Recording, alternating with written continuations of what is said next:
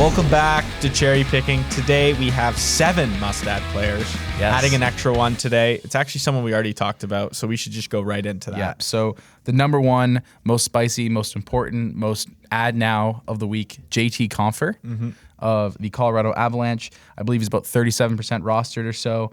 Now on the first line, taking McKinnon's spot with McKinnon out 3 to 4 weeks, playing with Rantanen and Landeskog, power play and first line, so definite must add. Yeah, I mean everything's adding up here. We liked him 2 weeks ago because he's on the power play. Hopefully you went to go at him because now he's a little bit higher up percentage.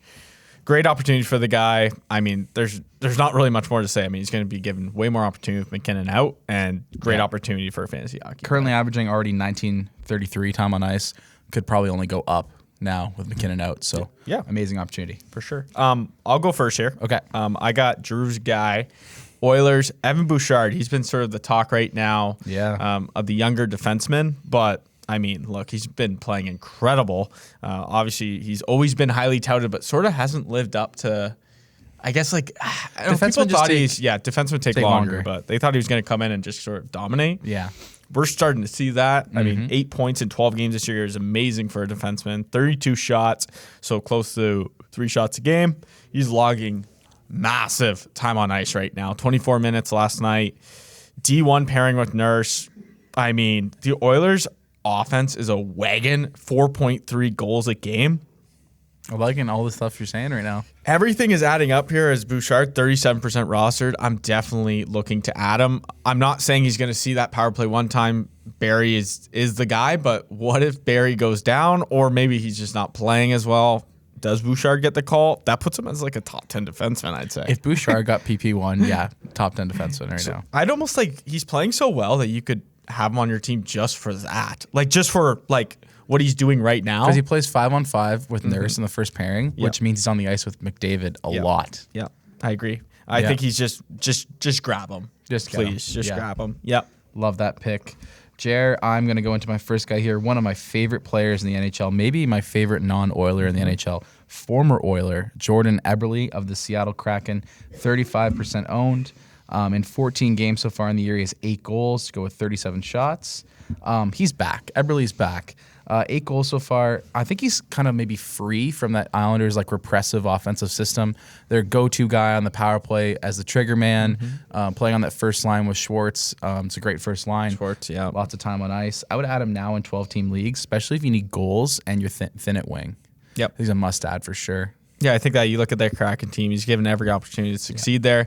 Kraken team, they're not having trouble scoring. They're not playing well, which everyone was expected, but they are putting the puck in the net, and Eberle's obviously a big asset to that team, and he's going to play on power play. Their number 1 or 2 offensive contributor for sure. Yes. So my second guy, I'm going to go quick here, but I think this is a great streamer, and that's Reilly Smith, 24% rostered, 9 points in 14 games. He shoots the puck a ton.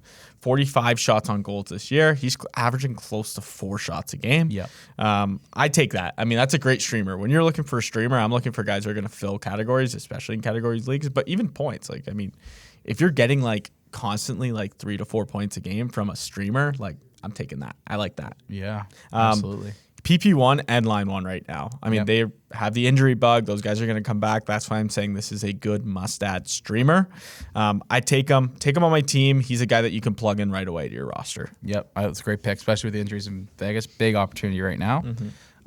Guy very similarly rostered here, 23%. That's Adrian Kempe of the Los Angeles Kings. In 14 games on the season, he has 9 points. 37 shots, 25 hits, which I found kind of interesting. So maybe a really good value for a Bangers League. He's got 5-game point streak going right now during Los Angeles' heater. He plays first line and first power play, so he's out there with Kopitar a ton.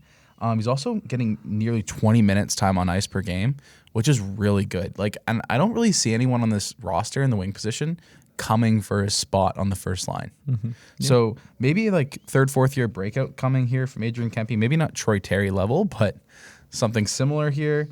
I think you add Kempe over Hartman. Hartman's being added a lot right now. Hartman's a very popular waiver wire guy right now. Very popular. He has a way smaller role, doesn't play the power play, whereas Kempe is first line and first power play, so I'd rather add Kempe for sure. Also, a couple weeks ago, I mentioned Matt Roy as a must add on D during the waiver wire segment because I thought he would take the PP from Drew Doughty. It looks like Cale Clegg has it. So if you play in a deep league and you need a defenseman, Cale Clegg as well from the Kings. All right. I like that. Talking about deep leagues, let's go into some deep ads here. Yeah, waiver wire segment here. This is a guy that, to be honest, I'm taking a good hard look at a 12-man, and that's Colecillinger of the Columbus Blue Jackets, 18 years old. We talked about him in the Contest of the Week podcast, but man, his opportunity is rising. Line A is out, and he's playing on line 1 and PP1. He's been pretty good this year, and one thing I really want to look at is how is he in the faceoff dot? Because with these young guys, like adjusting to, I mean, they're playing with grown men here. This isn't OHL fucking faceoff guys in there, but he's competing in there. He's got a 45% faceoff win percentage, so like it's not great, it's not bad, but you know what? He's competing and deserves that line 1. 5% rostered. He's pretty much is rosterable in any size league. This is a great deep ad, I think. Great deep ad, Colecillinger. Pretty sure youngest player in the NHL. Crazy. I'm guessing he's up there. Like, I mean, 18 years old. First round pick from this past draft, the pick they got from Chicago for Seth Jones. Also, that trade just starting to look horrible considering how good Colecillinger is. Incredible, he made the league already. Like, insane. It's actually very bright insane. future ahead of him. Bright future and right now is a great ad. I think so. Yeah, I think definitely in deep leagues like 14, 16 man, 100% take a risk on this guy. Yeah. 12 man, keep an eye out. I'm looking at him hard. But okay, so my waiver wire ad less than 5%. Tage Thompson of the Buffalo Sabres. He is now. This is kind of a funny sentence, but he is the Sabres' undisputed number 1 center now. Crazy. I put LMAO on my paper because that is pretty funny. What the Sabres have Tage Thompson as their number 1 center, a guy they acquired in the Ryan O'Reilly trade, a former first-round pick, 6'7". He's 6'7". That's a big guy. The talk from the beat writers in Buffalo is that his game is he's starting to really break out, and you can't really see that because it's Buffalo. Yeah, right. Because you don't see the games. The team sucks. He does have 7 points in 12 games to go with 32 shots and 18 minutes time on ice. So a big role, first line, first power play.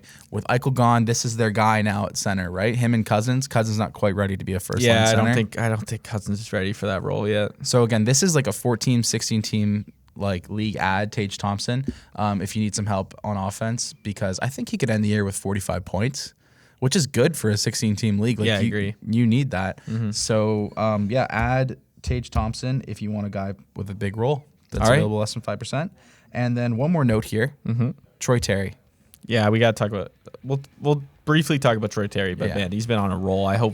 We never really talked about him on the show. He never really came up. You sort of had that spurt where it was like his percentage is a little too high right now. But he's 70% roster, so there's 30% of leagues right now where he's just not on a roster. So like if you play in a 8-team, add him right away. Yeah, I agree. Yeah. All right, so those are our must-add players. Make sure you subscribe to OwnersBox. Click the subscribe button below and join the Discord. Yeah, download OwnersBox. Use code NHL10 for free entry in the Contest of the Week. See you guys next time. See ya.